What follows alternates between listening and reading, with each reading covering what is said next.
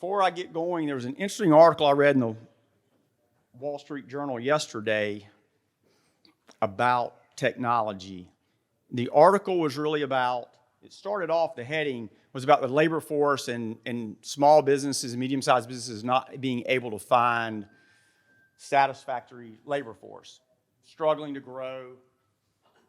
And in that article, there was a summary of a plumbing company in Georgia. And they were taking their master plumbers, because they were having trouble finding plumbers to keep up with their growth, taking their master plumbers, putting them in the office because they could hire junior plumbers that were going through training, sending the junior plumbers out into the field, and the master plumbers, through video and audio, would then coach the junior plumber through the transaction, through the issue they had with the consumer at their house. And that way, the junior plumber, the apprentice, the whatever you want to call them, could get the job done correctly, but they could leverage the master plumber's skill set. And I'm reading that, and I think about technology a lot. And I'm thinking, here's a way of using a situation where we're all struggling with finding an appropriate labor pool. And they're leveraging technology to probably end up with something long-term that's a better model than the old model. Because if anybody knows anything about plumbing, it's crawling under houses, it's digging ditches, it's hard work. And as plumbers get older, a lot of them retire or come out of that business. And I had an uncle that was a master plumber, just because it's hard on the body. Well, now you're using technology to take that skill set and leverage it to train and provide service. And that master plumber is not riding around in a truck all the time. They're actually able to use their brain, stay in the workforce longer, train people better, provide better service. It was a great example of using technology, in my mind, for someone to be able to eventually expand their business and take a negative and to make it into a positive long term. Those are the kind of things that we think about a lot.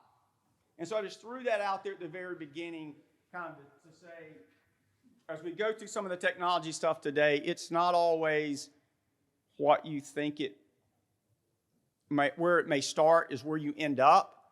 It's having some basic knowledge and skill sets inside your company to make sure as these unexpected things come up, you're able to adapt. And that becomes so important. So I'm going to jump in. This is what this should not be if I do this right. This should not be a commercial about RTO National. That is not my intention. I will obviously refer to my history and I will refer to our products and processes because I'm most knowledgeable about those. But it should not be an infomercial about us. I ask if you have a question at any time, please raise your hand. This will be so much better if there's input from people of all of you all that are sitting in the audience. It will be way better if I have participation. Because if you're thinking about it or have a question, there's a bunch of other people sitting out here that have the exact same question, and we'll have a question and answer at the end. But if we're in the middle of a topic and someone's got a question and it looks like there's a lot of other people in the audience that have the same question, let's dive in. I don't want this to be, I'm not going to cover everything. I could do this for 2 days and not cover everything. So I'm going to move pretty quick. But if you have a question, please ask it. I've been in the business for 20 years. I started RTO National as Better Built Storage, 2003. And I'm going to give you a little bit of background about me and the company, just so you go, okay, Phil, if you're going to talk about technology, what the heck do you know about technology? Why are you the one standing up there talking about it? So I've been in it 20 years. I've got a finance background.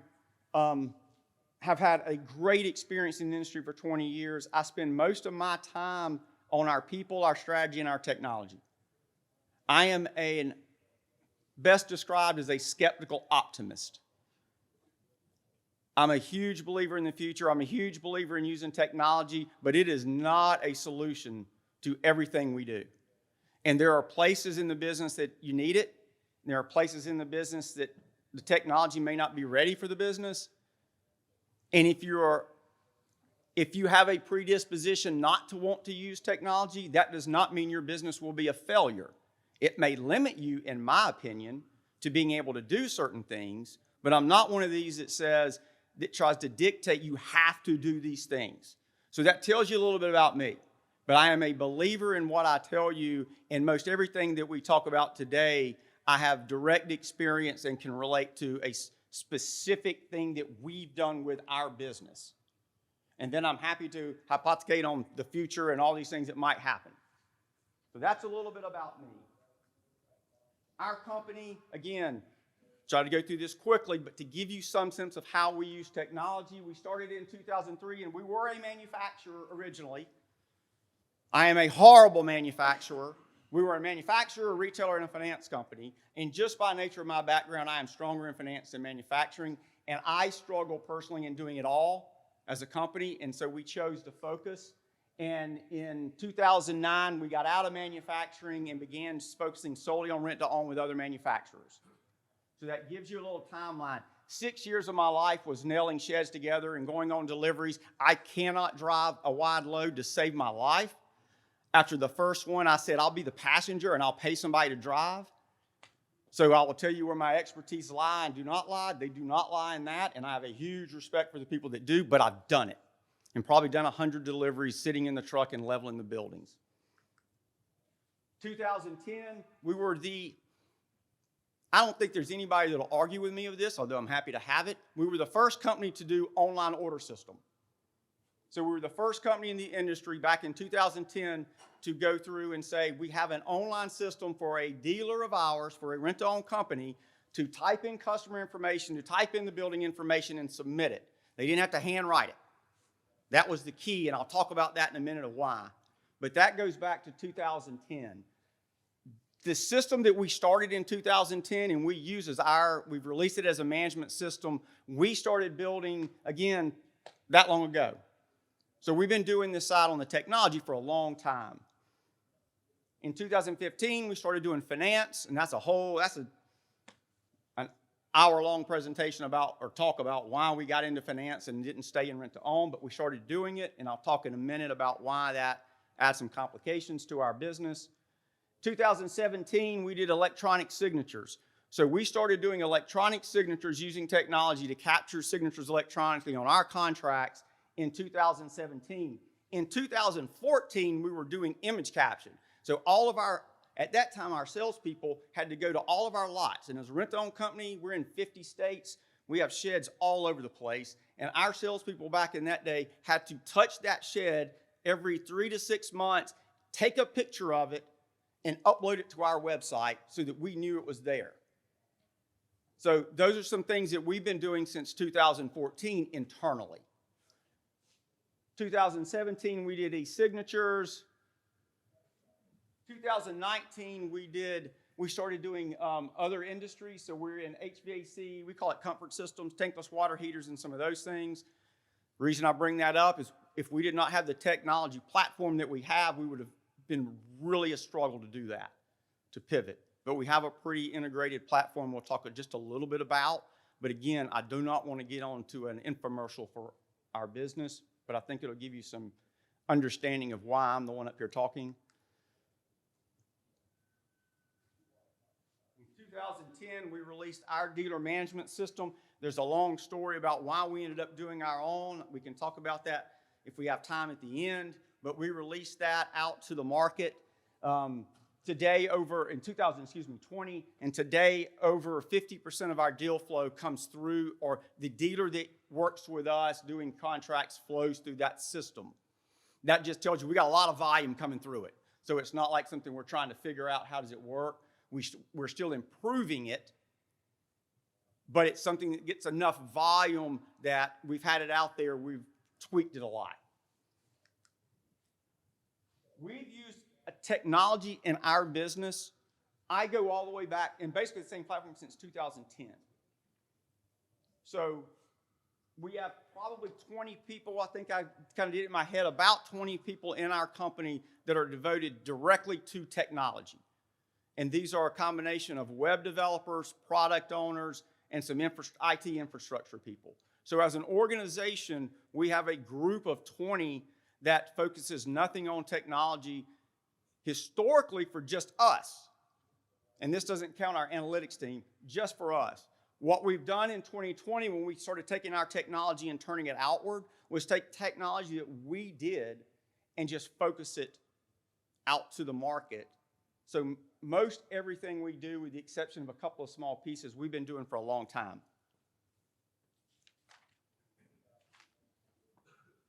I mentioned texting. I mentioned images. In 2018, we started texting. And I'll talk about that in a little while, about using technology for customer service. Back in 2018, we introduced internally, we were struggling to communicate with customers all the way back to 2018. Doesn't seem like that long ago, but 5 years ago now. We're, at the end of the day, finance company doing account management. So I'm trying to call a customer, and I can't get them to call me back to collect. I'm trying to call, in certain cases, dealers, and I can't get them to call me back to find out things. But if I text them, they'll text me right back. Or they'll call me right back.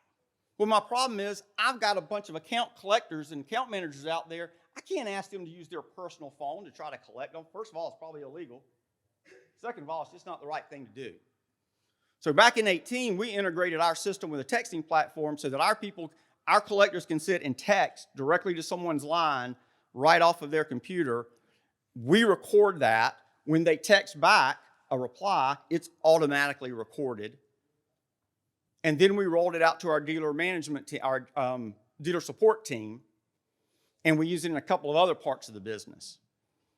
So those are technologies that we've introduced and used for years to help us just operate our business better.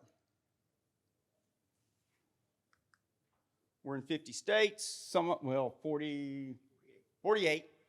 A couple states can't do it in, and we're in finance and most all the same. The only reason I put that up there, as we talk through this, whether you're a manufacturer or dealer, it's important to know that how we use our technology and what I'm going to be talking about is directly related to and correlated with how you run your business. We have inventory all over the country. It doesn't really matter, though, whether we're in South Carolina or Virginia and it's in California, and if you run, say, a territory of 3 or 4 states, it's just a long way from home. You can't get in the car that afternoon and go look at it. So you got to know where it is, how long has it been on the ground, do I have a picture of it? How much did it cost me to build? How much does it retail for right now? If it's been sitting there too long, what are my margins? What should I cut it? Should I cut the price? It's been sitting there for 180 days. Dealer calls me and I'm a manufacturer and says the windows are broken. Can I get a picture of that window broken so I remember which one it is and I can send my driver out there to fix it and he can take a picture when he fixes it? The same issues that everyone else is as a rent-to-own finance type business, we deal with also. Customer information, what are the phone numbers for the customer? Who are their contacts? The same thing, you're trying to schedule a delivery, you've got to have that customer information, building information. Point of that is we deal with a lot of the exact same issues in running our business that manufacturers and dealers operate off of also. That's as close to the infomercial as you're probably going to get.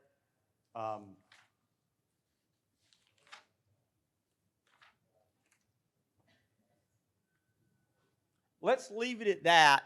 And if anyone has a question about our business, I am happy to answer them later. But I've now taken 5 minutes longer than I wanted to talk about us, so I want to get going into this. Here's what I'm going to try to cover today. Terminology. I'm going to go through this fast on terminology, but I think there's just some language that there may be people in the room that go, I hear this, but I have no idea what it means, and I kind of don't want to normally ask about it because I'm afraid it may seem to the people I'm asking that I don't know what I'm doing, and that is just untrue. I'm fortunate to have, again, over 20 people around me in technology. I get to go ask dumb questions all the time, and they can't do anything about it because I own the company. And I say that totally in jest. I have such a great relationship with them that I have no problem going, I do not know what this means. I looked up on the web and I still don't know, and have them explain it to me. And they do this stuff all day long. So I have an advantage there. Happy to answer any questions about terminology or just some basic stuff. How it's evolved in our industry from my perspective, and I've been doing it for 20 years, I think I've got a good perspective on it.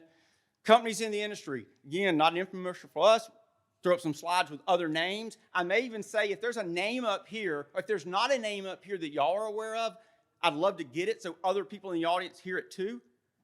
And these are competitors of ours in terms of our management system. That is okay.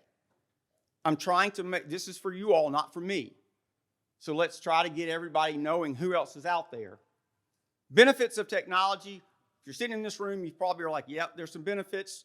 I'll tell you what I feel like the benefits are of using it. Things to consider.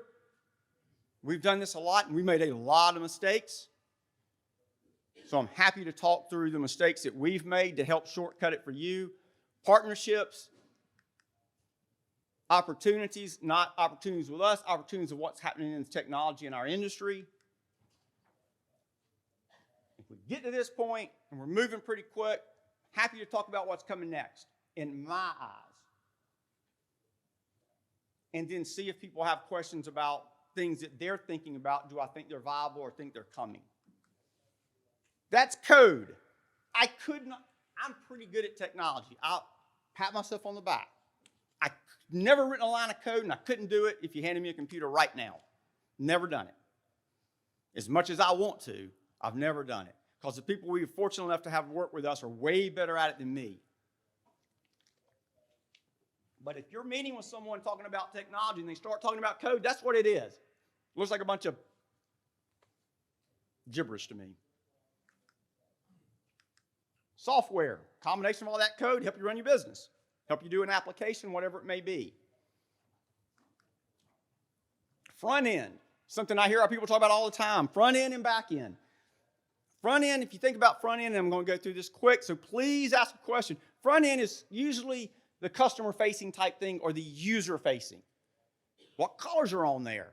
And I have a front-end developer that does nothing but front-end stuff. If you want to make him mad and really get under his skin, which I never do because he's very valuable and I don't want him to leave, so I treat him very well. But if you ever want to do that, you say, oh, you're the guy that makes it look pretty. And that will tick him off. But he's the one that makes, he and another person that does this, are the ones that make sure when you go to a website, it's intuitive, it should be able to walk you through it pretty quickly. You shouldn't have to sit there for 5 minutes to figure out what in the world's going on. Color is an important part, size, font, and all that good stuff. Back end tends to be the operational stuff. Back end is the muscle, in my opinion. It's the logic behind it. It's usually the writing of the hard code to make this go to this and this do this. The front end is the part that says, oh, the user can do that and not have to sit here and think about it for 30 minutes and have all kinds of problems. Database is where all your data. This is how I think about a database real quick, or a SQL database. If you hear that, just think about it. I think about it as a fancy Excel spreadsheet or a Google Docs spreadsheet. That's how I think about a database. It's where all your data is sitting. And if you build 10 by 12 barns, there's a cell in my mind, if anybody knows much about Excel, there's a cell sitting there that says 10, there's one sitting there that says 12, and there's one sitting there that says barn. And what it allows you to do when you have all those buildings is to go, I need to know how many 10 by 12 barns I have. And you can run out and go, this is how many they have. How much did it cost? And there's just, in my head, as a very simplistic way to think about it, it's just a bunch of Excel spreadsheets tacked together. It's way more complicated than that, but I don't need to know more than that right there. And probably most of everyone in this room, that's about all you need to really understand about it. It tells you the relationship of that information, which is what you're mainly focused on. Languages. I hear guys talk about languages all the time. Those are just some names. It is just the way they develop, those developers, it's the language that they program in. And there's some more popular than others, and it changes over time as new technology comes out. I almost didn't put that up there. It's one of those things, so if someone says, well, I program in this language, you don't feel like an idiot because you're like, I don't know what in the hell that means. That's what it means. It's what they're programming in. But to tell you the truth, I would not, and I do this all the time, I would not be able to look at it and go, well, that's a terrible language to program in. Why do you program in that? Here's all the negatives to it. I couldn't do that, and probably no one in here can either. But you at least need to know sort of what does that mean. User interface, this thing I said, make it look pretty. What is that user interface that the user, consumer is using? User experience, web-based, cloud-based computing. It used to be, and there's a lot of businesses that still do this, they're running it off of say, Excel or a PDF in an application. And when I get ready to update it, I got to go to every computer and update every computer. The way I think about it is this just solves that problem. It sticks it somewhere so all of them are tied together. And I don't have to go around and update every single computer. Again, a lot more than that. It sounds real complicated. It's really simple. And if you're not getting into an environment where all your locations, all your computers are linked, you're going to end up with problems. You no longer can run the software, the programs, and not have things linked. You have to eventually move to that. See, I feel like I left CRM and ERP. I didn't have up there. Customer relationship management software. I'm not saying I'm skeptical of those.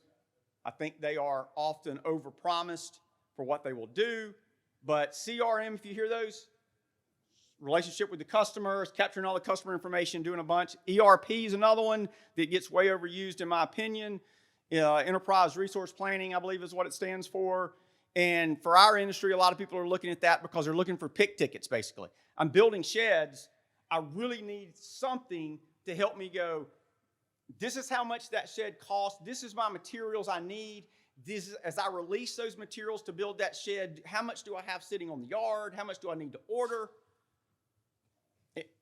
For our industry, it should not be very hard to do. There's just nobody really done it well yet that I've seen. I think there's several people, and I'll name some that are working on it. I have yet to see anybody or heard about anybody that goes, oh, I've got a system and it's working great. When we manufactured back in the day, we did it through Excel. It was painful. It was not a lot of fun. There should be a better way out there now. But if you hear somebody talking about an ERP, that's what it means. How has it evolved? And then I'll get in the meat of stuff. When we started, the best technology was the three-part NCR. And if you don't know what that is, that's that right there. The dealers would fill it out, tear off a piece, hand the white copy to the customer, take the yellow copy and stick it in their file. And at that time, they'd mail us the pink copy, usually. And that was as good as it got. Everybody had a copy. Hooray. And you got ready to sign up a dealer, you went around and gave them a big stack of three-part NCRs with your lease and all your stuff. Faxing came along. It was there. A lot of our dealers at those back in 2003, 4, and 5 didn't have fax machines. They had them. They were horrible. Couldn't fax a legal size paper. And if you did get it, you almost, even if you could read their handwriting, you could not read the fax copy. But if you could get people to actually use a decent fax machine, it was a game changer because you could get it the same day versus them mailing it to you. In my opinion, and I'm pretty confident in this, the rent-to-own companies in the shed industry were the first ones, us, BLI, and then others have done it, were the first ones to really do online ordering or an online process. So from an evolution, went three-part, kind of went fax. Then you got these online orders by the RTO companies because we had to have it because we couldn't read the handwriting most of the time. And we were constantly calling back to the dealer to say, I can't read this address. You forgot the phone number. The same things you deal with as a dealer or a manufacturer if you have sales lots or dealers. We were dealing with legal contracts and legal obligations of customers. And so it's really important that we had them right. And the handwriting stuff was a mess. We'll talk about barriers to implementing technology. Let's see, what's my next one? Let me talk about the top one real quick, because it's a good story. When we started doing online software, online application, Most every dealer said they wanted nothing to do with it. They wanted to keep their 3-part little NCR. The few that we got to do it loved it. My salespeople at the time, who I have a tremendous amount of respect for, said, this is never going to work. We're never going to get anybody to convert. They're complaining. And about a year in, as a company, we dictated, we will no longer use 3-part NCR. We can't do this. We will not take handwritten one. You have to use online.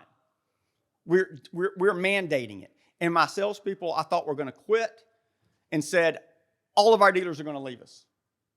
Every single one of them are going to leave us. I said, we don't have a choice. We can't continue to grow with all the back and forth we're having with dealers over just simple things. Like, this solves every problem that we're having in communication. We ended up buying over 100 iPads and giving them to dealers because they didn't have a computer. They couldn't do it. So we went out and bought iPads and handed it to them. Said, set it up, here you go.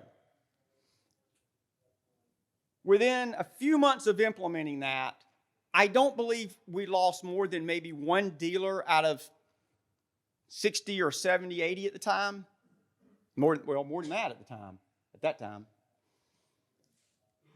And the response a few months after that was overwhelmingly, how in the world could we have not done this sooner? This is great.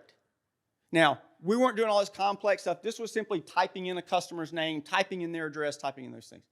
The point is, most people do not like change. Most people are very comfortable how they're doing it.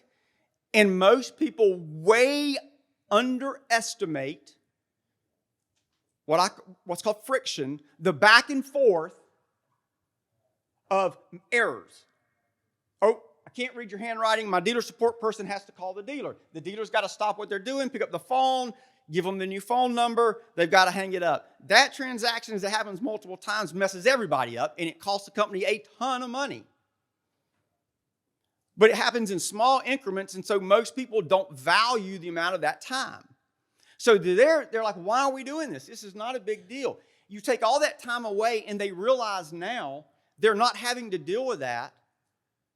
And they're, holy crap, this is so much easier. Why didn't we do this before? Well, now they're used to using something like a tablet at that point. It's one of the rare times in our company that I've ever went, we have to do this. We won't take it any other way.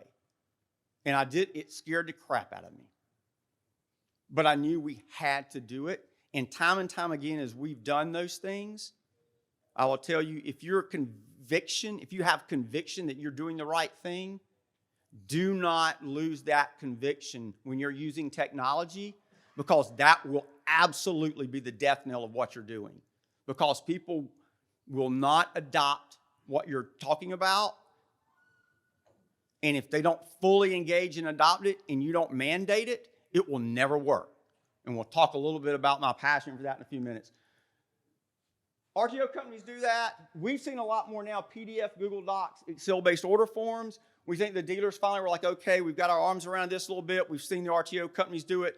Now, we had over 100 iPads out to dealers. We don't have a single one out there anymore. Everybody has a computer. But when we started doing ours, half our dealers, if not more, didn't have a computer sitting in their location. Well, now they all have it. So now the manufacturers and the dealers that we see, most everybody is going to something PDF, Google Docs. Configurators have then started coming out in the last few years. We'll probably talk about configurators in a few minutes.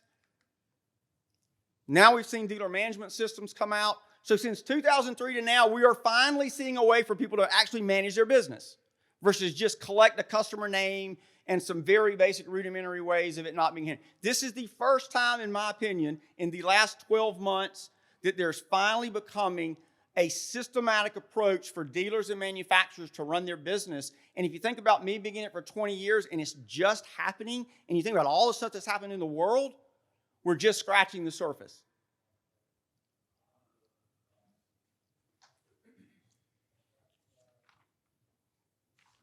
The one thing I left off here I wish I put on that I think is is newer coming than the dealer management system is the ERP or the manufacturing side, picking and costing. How do I relieve my raw goods inventory into a shed? How do I know the cost of that without guessing? How do I know when to reorder raw goods? From my perspective of what I'm seeing, that's just beginning. This is still real new. Even we are pretty good at it because we're using a platform we've been doing for 10 or 12 years. But now that we've turned it focus, we're still learning some things. A lot of the other companies that are out there I know are learning a lot. And the ERP manufacturing side is just beginning. But I think we're going to see them evolve really fast. Because before, if I walked in and tried to say this, most manufacturers and dealers would have been like, that sounds great, Phil, but I'm really busy, really don't care. Now there is a demand for it as people are trying to grow their businesses, now that there are computers at all the locations. So there's a reason this has taken a while. But we're starting to see it move pretty quick, and we're starting to see the demand for people, now that they've started seeing their information, wanting to have more access to that information. Companies in the industry. As I said, this is not our info. These are a bunch of the companies we're seeing. I threw TikTok up there just because I am not a TikToker. I don't have a TikTok account. I do read a lot about business and technology, and I'm seeing more and more about how the younger generation will say is using that as an emerging trend for selling and advertising. I don't have enough experience. If you ask me one or two questions, I couldn't answer them. But I put it up there because it is emerging. Large national, international companies are doing it, which means it will trickle down to all of us that have smaller and mid-sized businesses eventually if we want to use it. It's no different than Facebook Marketplace and Instagram and some of the others. So those are some of the companies we see up there. Shed Suite, a direct competitor on our dealer management system, is up there. Shed Hub, new innovation in trying to sell sheds. Shed App. So these are some of the names that we see. And we'll come back to this, and I'm going to ask you all a question. Here's how I'm organizing them. I got to get fast. Here's how I'm organizing them. And the reason I'm doing this is I had a conversation with a competitor of ours, quasi-competitor, last night. And there's a big problem in our industry right now because it's evolving so fast of who does what. Where do you play? What will one system do that the other system doesn't do? Where is there overlap? If there's going to be overlap, which one works with the others? If I'm a user, I need to know that stuff. When I think sales, I think customer information, order entry, CRM, reaching out to prospective customers. But right now in our industry, I don't even think about reaching out to prospective customers. I think about just managing them, managing my sales, front-end sales process. Inventory management is how I think about it next. How do I manage my inventory? Where it is, what I got to build, what is it costing me? Order processing, probably should have used another name than order processing. I think about, in transportation, even smaller, I think about order processing as how do I link all this together? So I got sales, I got inventory, I got customer information, I got all this. Order processing to me is how do I begin to integrate that into a systematic approach to capture all that data. Transportation is the one, if you're not in our industry or you're new to our industry, you will undervalue logistics and transportation in our industry dramatically. It is hugely important. It is the expense that kills you over time, but never shows up until you get that big building to rebuild a Cummins engine or buy a new truck. But it's hard to manage your cost. We're doing some stuff in there. Some of the other companies are, but there's not as many seem to be going to that. And then you kind of got a gowning on the back end, and there's like two companies, generally speaking. Sage, which is the old they bought Peachtree, which is one of the other competitors to QuickBooks, and QuickBooks. My point of all this is you can see where it is. These are kind of how they're bucketing, and a lot of people are playing across the spectrum in different little parts. But I can't sit here, and I should be able to do this, but we can't yet, and draw you a board and go, here's where this company does, and they stop. And if you really want to integrate your technologies, these are the ones to do this, these are the ones to do that, and these are the ones to do the rest of it. Or here's one platform. We're not there yet. But we've got to get there, and I think there's going to be a lot of movement next year in all of us, and I say us not on a rent-to-own side, on the technology side, talking to go, we're causing a whole lot of confusion to the users. We've got to better define what we're trying to do to them and what we do and don't do so that they can make some good decisions. But I think everybody on the technology side in our industry are still trying to sort of figure that out. Where do we play? Where do we not want to be? Where are the problems that companies aren't solving? Is there a company name that just pops in, one or two or three company names that pop in that aren't on my list that anyone in here is using? Yep, thank you. I know about them. And anything else? 3D Structure app, and I meant to have them on here. We kind of caught it at the end, and I thought we were going to be using, I didn't think we were going to get to use our own computer, so I didn't think I had time to go edit anything. So thank you for that. Anybody else have a name? Because this, again, so everybody else has it. I saw some people taking pictures. Take all the pictures you want, but if we need to, we'll publish this, hand it out, do whatever we need to do. This is not proprietary. This is, again, for y'all. Benefits. Access to information. One of the smartest people in our industry that I know has about 15, 20 locations, and they've been doing this selling sheds for a long time. Intellectually, one of the smartest people I know. Definitely, I just know. Just a very smart person. And 3 years ago, I sat with them, and I've gotten to know them over the last few years, and finally kind of broke the barrier of, okay, I'm a vendor trying to sell you something, and we finally just had a good conversation. And the question I said to this person was like, how's your business doing? Well, we're doing pretty good this year. I said, well, how are you, are you up? Again, intellectually, are you up 5%, 10%, 15%? Well, we're up pretty good. That kind of caught me off guard. This is knowing this person's background, a very detail-oriented person like I am, I figured, yeah, we're up 12.5%. We're up 8.5%. I figured a solid number, and I'm getting kind of good. And I thought about it, I said, can you track your location profitability, like each location, how they're doing profit-wise, and how they're doing to prior 1 or 2 years, or how they're doing this year versus prior year? Kinda. Okay, again, it's really smart. What do you mean? So finally, the person goes, let me show you something. And we get up, we walk around behind their desk, opens up a door, and we step into a closet, and there's a bookshelf of binders. And this person goes, there are all my financial statements right there, by location. And I said, wow.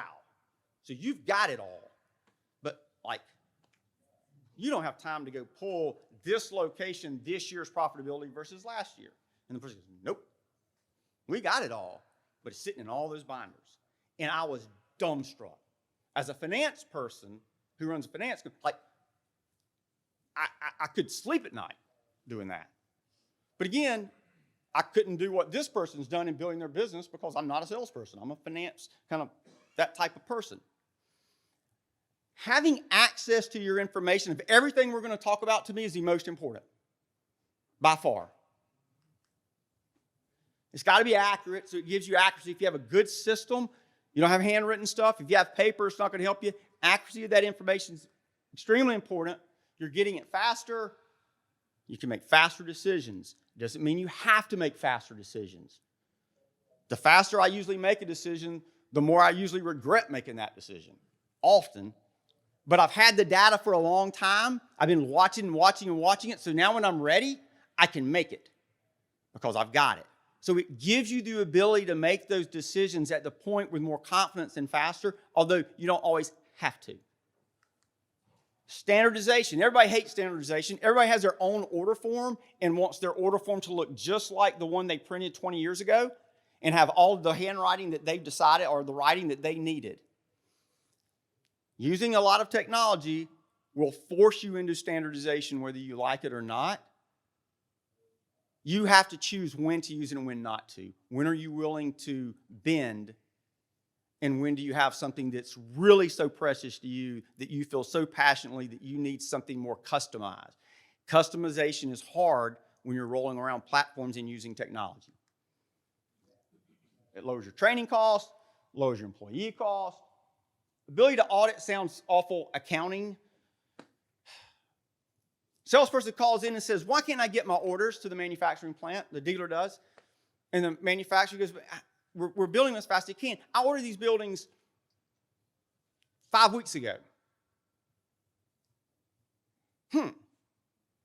Let's see about that. Nope, you ordered them last week. Technology gives you the ability. One of the first things we implemented when we were manufacturing and had dealers was logging dealer complaints about inventory on the lot. Because I would show up at a lot and the dealer would go, Phil, I've called your people like 5 times. There's nail holes in this wall. They missed a stud, and we used treated T111, and you could close the door, and you could see all the nails holes where they missed the stud and nailed it, and then pulled the nails out and didn't caulk it. Well, after you hear that a while, you start getting really mad at your service people because nobody's fixing this stuff. So you put in a system like that to hold your service people accountable. Unfortunately, what you find out is the dealer's never called anybody. I just happen to be the one to show up on the lot, and he says, I've called people 100 times, and nobody ever comes out and fixes it. You put in a system, and you start logging that. You can see when they called, who fixed it, when they fixed it. You now have some real data to make your dealer actually happier. Because as soon as they find out you know that, they don't exaggerate. And I'm not beating up on a dealer. We all do it. And now you've got that is a real life situation of one of the systems we built that we use to this day.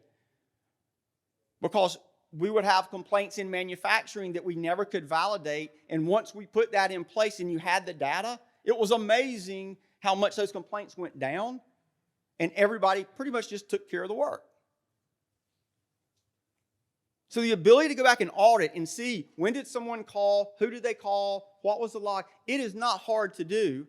It's just having that system in place. And once you've done those things a few times, it's amazing how much they fix themselves. And you never have to go back and really look at it again. Man, things to consider when implementing. This is what I said earlier. It has to come from the owner. It has to come from the person who's most passionate about it. If you delegate it, it will likely not happen unless you have a very, very strong personality in your organization that has a lot of authority, either by title or by history with the company or expertise. It has to have momentum. You have to understand your process. If you don't understand your process and you're trying to implement it, it'll never work. You have to set very clear priorities. I said automate the manual processes here. I probably shouldn't have put that. I should have put automate repetitive processes. Would have been a much better way to say that. If there's something someone's doing as you're watching over and over and over again in your business, whether it's creating a report, whether it's answering of calls, whatever it may be, if you can, in my opinion, focus on those first, and I say this and I mean it, it is not with the intent of going, wait, I get to fire you. I can automate all your work and get rid of you. If I'm going to fire you, I should have fired you already. What I want to do is take the processes that you're doing that really are not value added, they're not knowledge based, it's just repetitive process. I want to take them away off of you so you don't have to do that and let you go add a lot more value, hopefully by whatever skill set you have. Customer service, manufacturing, whatever it may be. I want to let you go do that and not this continually repetitive process. That's the first place I look in our organization every time when we do things. How can we get rid of that? I have a situation right now with someone we're working with where I won't say this is true, I'll say this is my feeling is they're allowing their staff to create roadblocks because some of the staff members have been doing it the same way for a long time, and they like the way they're doing it. And the standardization that they're having to adjust to is a little different. The outcome's the same, but the process is a little different. And their staff is throwing up all kinds of problems that aren't really problems when you dig in. And so you have to be very careful in not allowing, you have to listen, you have to be attentive to your staff, and you have to listen to people doing the work because they know it the best, but you also have to be able to cut through when they're just causing some roadblocks so they don't really want to change. And that's where it has to come from the owner, where sometimes you just got to step in and say, this is the direction we're going. And if you don't do that, it will not work. I've done this for 20 years, and it will, when I don't do that, and our organization don't really have to do it anymore. We all have good enough teams, but early on, it would not get done because it was a lot easier for everybody being busy to just do it the way they've been doing it.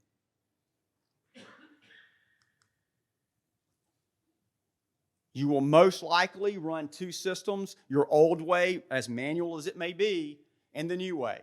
And that's probably not a bad idea for a little while. But if you're not careful, you'll do it way too long, and it'll seem like your new system's causing you all kinds of problems. And it's not. It's the fact that your people are trying to do two systems. At some point, you've got to rip the Band-Aid off. If you do it too soon, you can kind of regret it. Because you're like, crap, I haven't fully vetted out whatever new technology I'm using, whether it's a configurator, whether it's a dealer management system, whether it's transportation. But if you let it go too long, it causes inefficiencies. It'll begin to frustrate a lot of people. And of course, what are they going to do? Blame the new technology, not the old technology. Because that's what they're comfortable with. Partnerships. I got asked this last night. I got asked it last night, but I got asked a couple weeks ago. Bill, how many lawsuits have y'all been, business-to-business lawsuits have y'all been in 20 years? And I said, we've been in 5, maybe 5, 6, 7, not 7, 4 or 5, and I wouldn't call them lawsuits, I would call them criminal prosecutions because someone literally just stole stuff from us, and we felt so passionately that we had to go after them. And he said, that's not what I mean. I mean, how many business lawsuits you've been in? I said, I've never been in a business lawsuit in 20 years. So I haven't. And you could tell by the look on their face, they thought I was lying. And I said, I'm just telling you. I haven't been in a lawsuit in 20 years. I haven't found one where it was so egregious that it would be better to go through a whole lawsuit than to find a way out. And in most cases, we're both going to lose. But I'm also pretty good about when I get ready to do a partnership, do I understand who I'm getting in bed with, and do I want to make sure they understand who they're getting in bed with, and what are our expectations, and then I want it in writing a little bit. It doesn't have to be some fancy long legal document, but I want to make sure we both understand what's in writing. Because now, 5 years from now, when we both have different memories, not through ill intent, we just remember things differently, we can go back to something and go, you know what, 5 years ago, this is what we agreed to. And we both understood it. That solves a whole lot of problems. When you do technology, whether you're doing a configurator with Idea Room, whether you're using a DMS with us or Shed Suite, whether you're doing Shed Hub, whatever you're doing, you're getting into a partnership. And you need to not only require them to explain what they're doing, you need to make sure that you explain to them what you're trying to do. You have to clearly define what you're trying to accomplish. You have to ask, do they know what they're doing in this industry? It does not mean if they're new to the industry, they don't know what they're doing. It does not. Richard Mashburn is sitting right here beside me. He's our Chief Sales and Marketing Officer and comes out of the auto lending industry.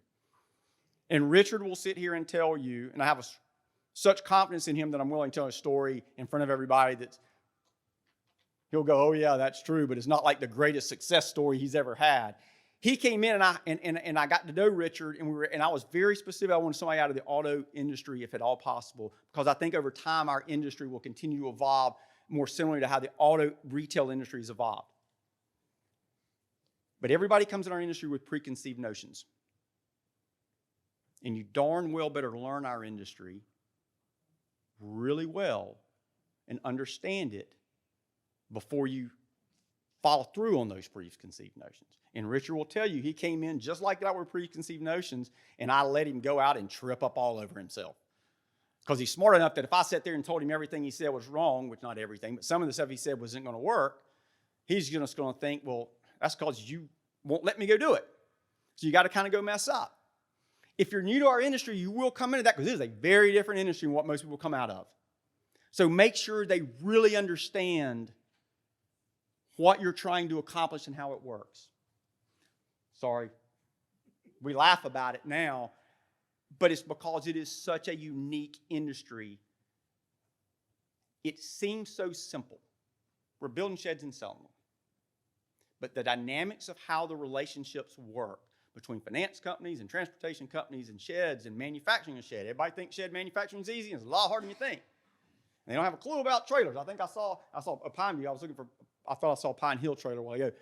They don't understand anything about trailers. They don't understand about wear and tear on trucks. They don't understand. You got to explain it to them. Do they have support staff? Again, does not mean a small company can't be successful. But when you have two developers and one developer quits or gets out sick, 50% of your capacity just went down. I know how painful that is because we didn't always have 20 developers. And when you're moving through projects and you're small and you have one or two developers and one developer goes and does something else, you can't just plug and play. They have to learn that system. Again, doesn't mean not to do business with anybody that has one or two developers. Does not mean that. It means make sure you understand that and that there may be times when the development that you want to happen or the deployment is taking longer than you think.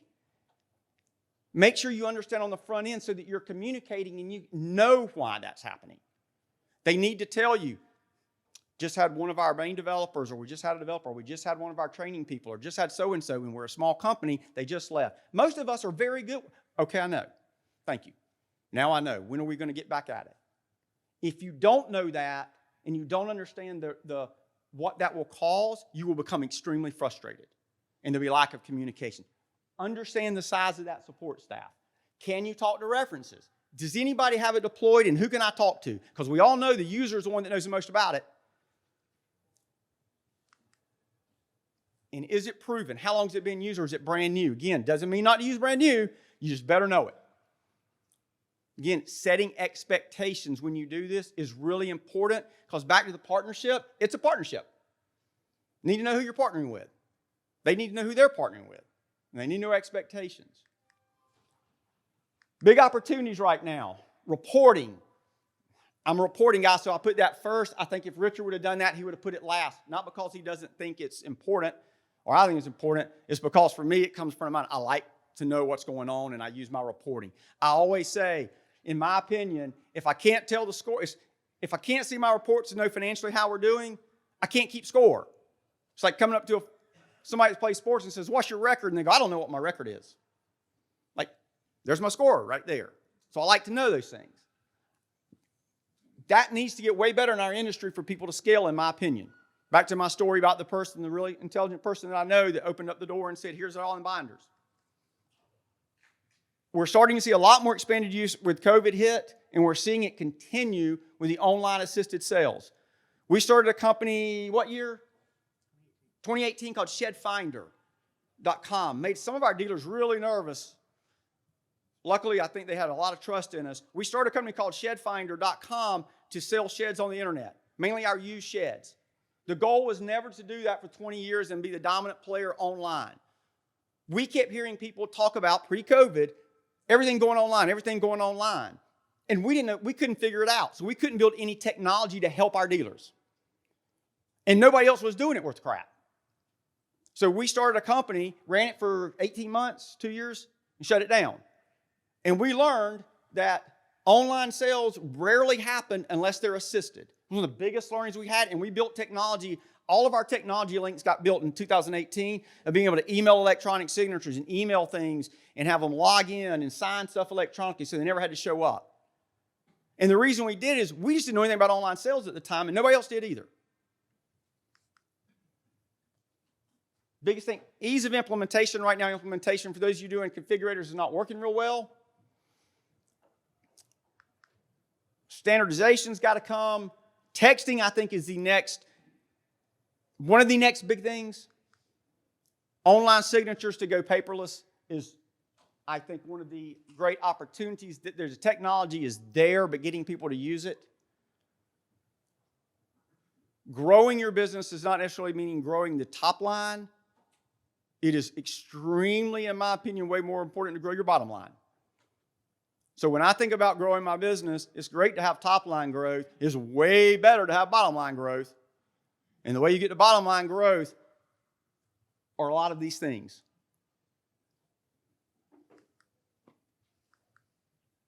Customer experience in our industry is still bad. Doesn't mean that everybody gives bad customer experience, but if you look at other industries out there right now and what they're doing in terms of the retail customer environment, some won't work with us. Amazon, this industry is not an Amazon type industry. But if you go order from a good company, a large patio furniture stuff, when it finally gets here 6 months later, the scheduling and communication structure is better than anything I've seen in our industry right now. I can schedule my own delivery, my time range, through a calendar. I don't have to talk to anybody about it. They send me an email before to confirm it. They send me an email the day before. Somebody texts me the day of. Like, we can do all that. I think that's coming pretty quickly, and it's going to be demanded. More and more people are going to be demanding it. Texting, as I said, I think has become really important. Ease of use and implementation. Right now, again, I can't even stand here and tell you what pieces of technology do what in our industry. So we have to ease your understanding and ability to implement. It's got to get better. I think that'll happen over the next 12 to 24 months. So more people will adopt. GPS.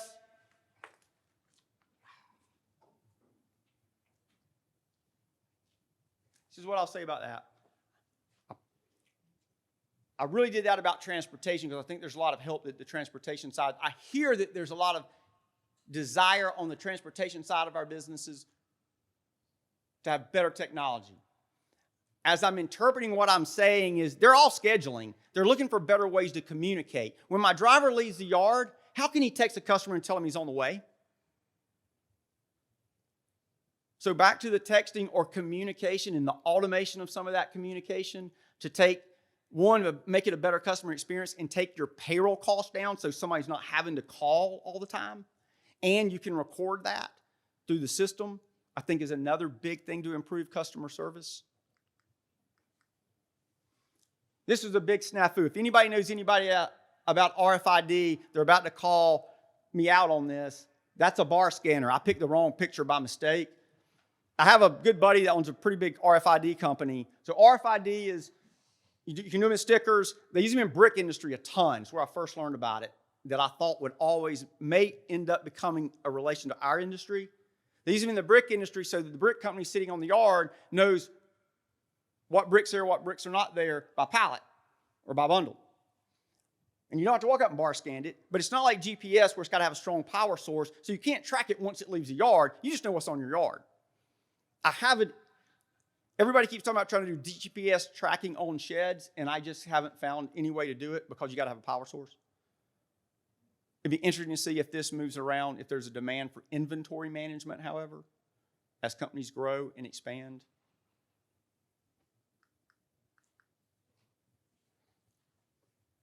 Man. Please.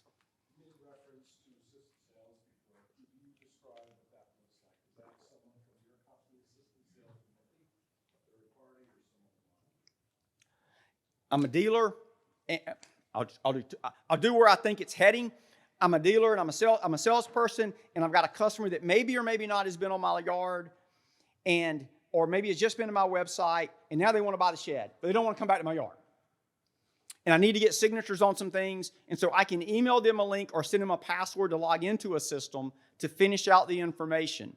So it may be you email me a desire to do this, and I email it back to you that afternoon, and you've emailed it to me at 2 a.m. When I say assisted, I mean there is a either verbal or some type of communication back and forth. and the customer doesn't just go online like I do at Amazon and pick it, buy it, and have it shipped to me, and I never touch anybody, I don't talk to anybody, I don't email with anybody. There was some conversation back in 18 that that's what it was going to be, and we struggled to believe that. And so when we tested, that's what we found is the assisted was. Say it one more time. No. When I say assisted sales, I mean the salesperson, or if I'm a dealer base, it would not be RTO National taking over the sale. Absolutely not. Yes, if I'm a dealer and I'm selling my sheds, yes, I would be the one communicating. I don't mean assisted as being assisted by a third party. I mean the customer being assisted by an employee in completing the sale.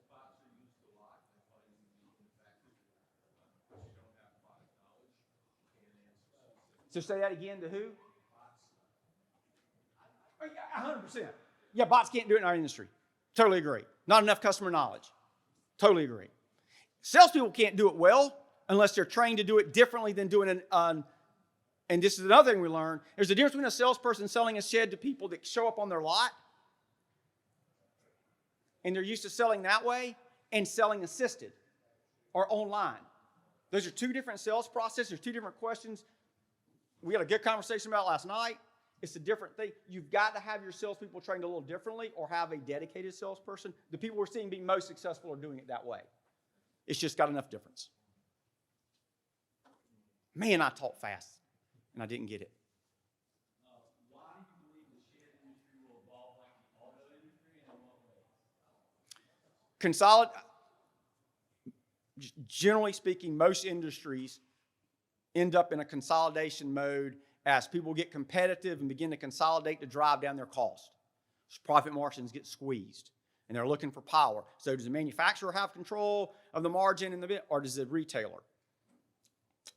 You saw that happen in auto and just manufacturers. In our industry, it's different because of transportation and logistics. You can't have two plants all over the country in a shed and cover the whole country. So it's going to lead to a regionalization, a little bit of that. But I do believe that you'll see a little bit of consolidation. You'll continue to see consolidation, and we're already seeing it. And that will drive the desire, or not the desire, the requirement of having technology. You just can't manage it outside of that. Your payroll costs will get too high. Your inefficiency in your business will eat you alive, and you won't be able to compete with the ones that do it. It doesn't mean that all companies will be big. You drive around right now and see all kind of small car lots. It does not mean that there will only be big players. But you will, in my opinion, you will see more and more consolidation in bigger players, and the smaller players have to go find their niche. And it's taken longer than I thought, but as it's happening faster than I would have imagined, seems to be. Does that help a little bit? You touched on earlier, and I want to circle back, or I'd like to, is why did you build the DMS? So at the very beginning, there was a slide, and I kind of went through it too fast, and it said, about us, our number one goal is to help our dealers. And Mr. Mashman coined the term, we'll never do a lease on a shed someone doesn't sell. So for us, if we can support our dealers and they can do more business, it will come back to us. And we'll do better. And a rising tide lifts all ships. When we looked around the industry, there continued to be a demand from the dealers that they needed a system to grow. They were really struggling, and we had a system. We wanted, and I'll be real honest, and we wanted to work with Shed Suite and Jason Grabber and those guys a few years ago and just not do it. It was hard because Jason was really growing his business, and it was tough to get him to be able to integrate with ours because we were really good at this stuff, and he was going to have to begin to integrate. And it was really a struggle for him, and it's not a knock on him at all. It was just a tough one for them to do. And because we couldn't make that integration work, we had to go do it ourselves because our dealers were demanding it. They had to have a better system to grow, and we had all this technology that we had built to run our business that we had been using, and it was kind of like, we've got to turn this to help them grow. So thanks for asking, and that was purely it was a desire to help the people working with us to get bigger. If they wanted to. Any other question? I have a question for y'all, if not, before I can get anybody else to walk out. Any questions? How long do you think until somebody does a complete ERP that's truly end-to-end for the industry? That's something that, kind of what you said, seems to be a real shortfall. There's no, all these separate systems, but they don't really talk to each other. There's a few people working on it now, and I'm not sure how far along they are. I think there's probably some out there right now that are getting there. My gut is by the end of next year, the first of 24, we'll have a little bit, they'll have gone through the trial and error and be better. The key will be, how do we take someone that's doing that and figure out how to, say, plug into a Shed Suite or an RTO National Dealer Management System or Shed App or whatever, and how do you plug into a configurator, is how they plug in together. I actually think that ERP stuff, if nobody that I've seen out of the industry, like say we are, like I ran a manufacturing plant. I was terrible at it, but I know enough to know the right questions to ask. If someone begins to get that right, that's not that hard. The key will be, how do you integrate it in the other pieces?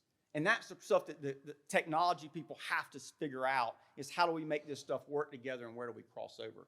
I'm betting the end of 23, early 24 from a timeline. You feel like that'll be completed, or will that still be in the working out the kinks phase, I guess? I can answer that. Okay, because I know what I'll say. I may say it worse. Go. If it's not done in 18 months, we'll do it ourselves. It's not that hard. It's manageable, it's feasible. The 3 or 4 people that are really making a run at it right now are making huge strides quickly, and they seem very open to having conversations with people like us and blending those systems. But there's gonna reach a point, the conversation about auto is very true. It has to happen. The bigs are getting bigger and they're demanding more. And to be competitive at a scale, you have to have the ability to do it. And if somebody doesn't do it, then somebody else will. So you reach a point that it will come, and it'll come quickly when it happens. I use the analogy of the 4-minute mile. The 4-minute mile stood in the running world for years and years and years and years. But when it broke, 6 people broke the 4-minute mile within 2 weeks. When somebody breaks the barrier, it's going to come, and it's going to come hard and fast, and it'll probably be in the next 18 months. If I had to ask you all, and I said, okay, of the issues right now that you want technology to solve, so this is being selfish and going, where do we need to focus next, or where do you think people in our industry? You got configurators in my mind. You got like the management system, and we'll just call it reporting out of the management system, or just say business reporting. Communication with customers, texting is one. So configurator, reporting, texting is maybe one. We call it dual right, the ability to do through a system multiple rent-to-own companies or your own contracts in some form or fashion. From a dealer base or from people in the audience, what's the big miss right now? What's causing the most frustration? Or what is most needed? Does anybody want to speak up? That's the thing we're trying to hear of next. What's still the one outside of the integration problem that needs to be solved?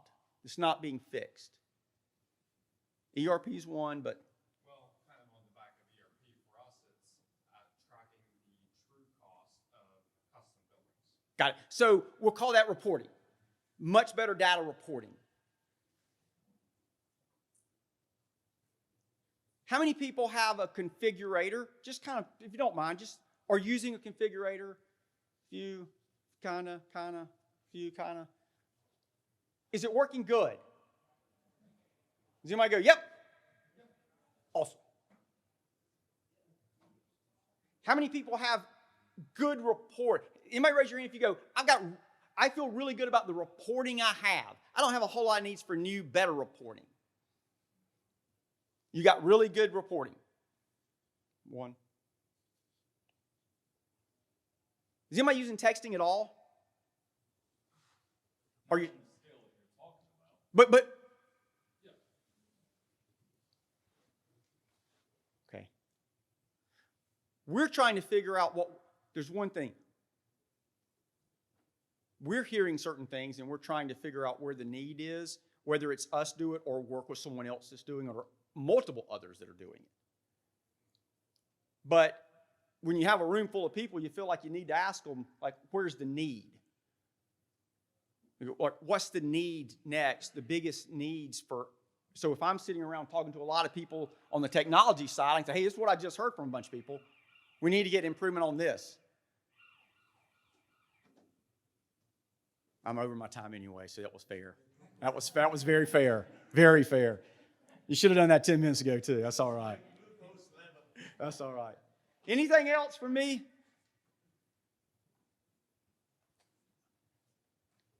I should have cut that content in half. I apologize. I get excited about it.